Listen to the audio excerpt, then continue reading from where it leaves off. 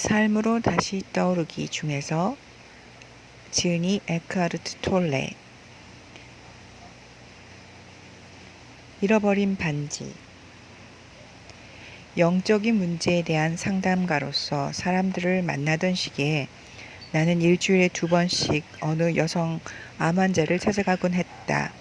그 여성은 40대 중반의 교사였는데 의사로부터 몇 달밖에 살 수 없다는 진단을 받았다.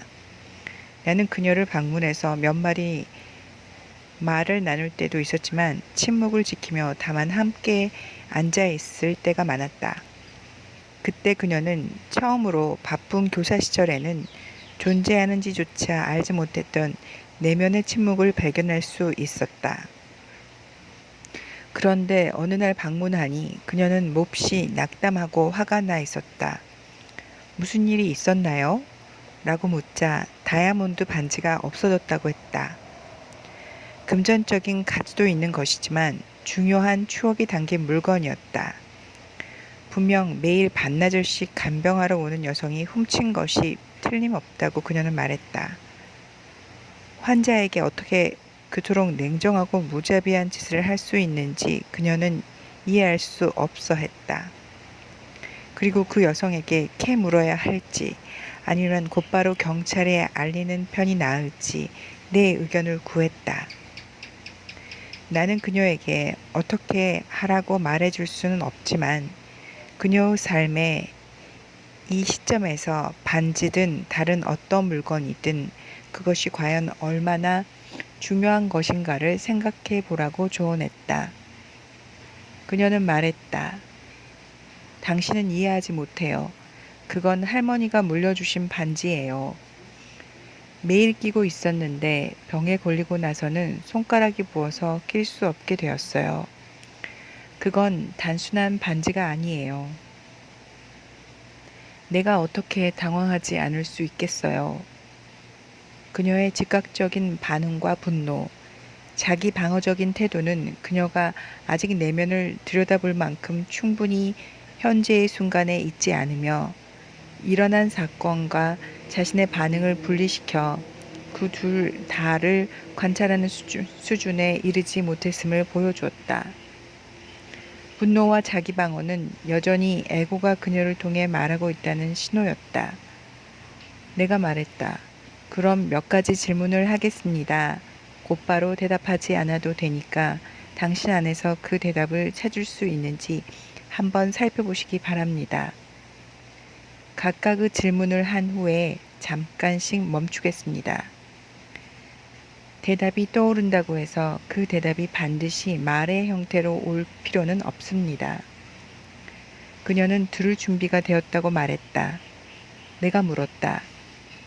당신은 결국 그것도 아마 가까운 시일 안에 그 반지를 내려놓지 않으면 안 된다는 것을 깨닫고 있습니까? 그것을 내려놓을 준비가 될 때까지 얼마만큼의 시간이 더 필요한가요?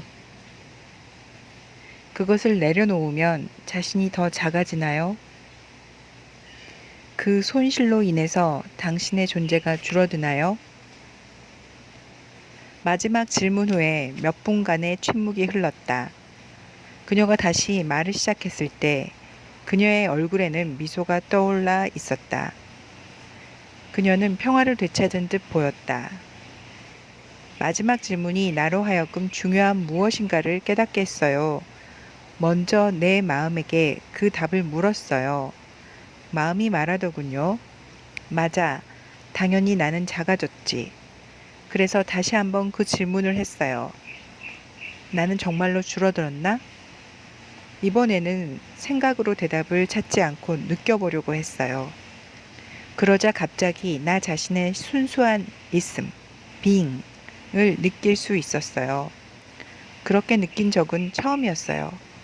만약 이토록 강렬하게 나의 순수한 있음을 느낄 수 있다면 나는 분명 줄어들지 않았던 것이죠. 지금도 여전히 그것을 느낄 수 있어요. 평화로우면서도 매우 살아있는 무엇인가를. 내가 말했다. 그것이 존재의 기쁨입니다. 머리에서 벗어날 때만 그것을 느낄 수 있습니다. 존재는 느껴야 하는 것입니다. 생각으로는 알 수 없습니다. 에고는 그것을 알지 못합니다. 에고는 생각으로 이루어져 있으니까요. 그 반지는 사실 하나의 생각으로 당신 머릿속에 있었고 당신은 그것을 자신의 존재와 혼동하고 있었습니다. 당신은 자신 존재 또는 그 일부가 반지 안에 있다고 생각했습니다. 에고가 추구하고 집착하는 것은 에고가 느낄 수 없는 존재의 대용품입니다. 물건의 가치를 인정하고 소중히 여기는 것은 좋지만 거기에 집착을 느끼면 그것이 에고임을 알아차려야 합니다. 그리고 사실 당신은 물건이 아니라 물건 안에 들어가 있는 나를 나의 것이라는 생각에 집착하고 있는 것입니다. 상실을 완전하게 받아들이면 그때마다 당신은 에고를 넘어서 갈 수 있습니다. 그때 당신의 존재, 즉 의식 그 자체가 나타나게 됩니다. 그녀가 말했다. 이제야 지금까지 아무리 해도 알 수 없던 누가 너의 겉옷을 달라고 하면 너의 속옷까지 주어라 라는 예수님 말씀의 의미를 이해하게 되었어요. 내가 말했다. 그렇습니다. 그 말은 결코 문의 자물쇠를 잠그지 말라는 의미가 아닙니다.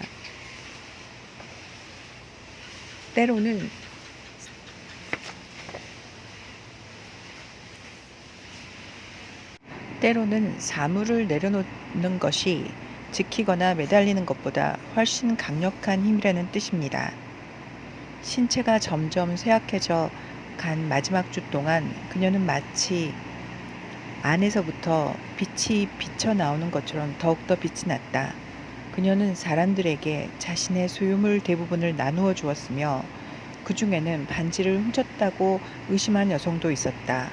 그리고 소유물을 나눠줄 때마다 그녀의 기쁨은 더욱 깊어졌다. 그녀가 세상을 떠났다는 소식을 나에게 전화로 알려준 그녀의 어머니는 그녀가 죽고 난 뒤 화장실 약장에서 그 반지를 발견했다고 말했다. 간병하는 여성이 반지를 제자리에 되돌려 놓은 것인지 아니면 줄곧 거기에 있었는지는 아무도 알 수 없다. 하지만 한 가지는 알 수 있다. 삶은 그것이 무엇이든 의식의 진화에 가장 도움이 되는 경험만을 준다는 것이다. 그렇다면 이것이 자신에게 필요한 그 경험이라는 것을 어떻게 아는가? 이것이 자신에게 필요한 그 경험이라는 것을 어떻게 아는가? 이것이 지금 이 순간 당신에게